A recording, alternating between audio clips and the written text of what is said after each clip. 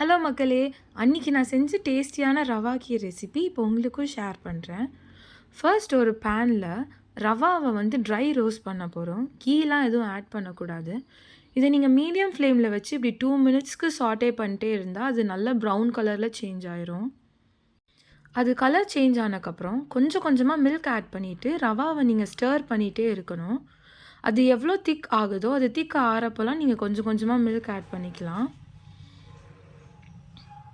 நீங்கள் ஸ்டர் பண்ணிகிட்டே இருக்கணும், இல்லைனா ரவா ஒட்ட ஆரம்பிச்சிடும் அடியில்.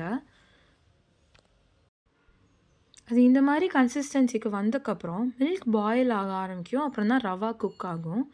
இப்போ நீங்கள் செக் பண்ணி பார்த்தீங்கன்னா ரவா நல்லா சாஃப்டாக இருக்கும். ஸோ இந்த ஸ்டேஜில் நீங்கள் சுகர் ஆர் ஜாக்ரி உங்களுக்கு எது வேணுமோ ஆட் பண்ணிவிட்டு நல்ல ஒரு பாயசம் கன்சிஸ்டன்சிக்கு நீங்கள் அதை கொண்டு வந்துடணும். ஃபைனலாக நீங்கள் அதில் கீ அண்ட் வேணும்னா சாப்ட் நட்ஸ் கூட ஆட் பண்ணிக்கலாம். ஸோ அது நல்லா மெல்ட் ஆனதுக்கப்புறம் நீங்கள் பார்த்தீங்கன்னா நம்மளோட டேஸ்டியான ரவா கீர் ரெடி.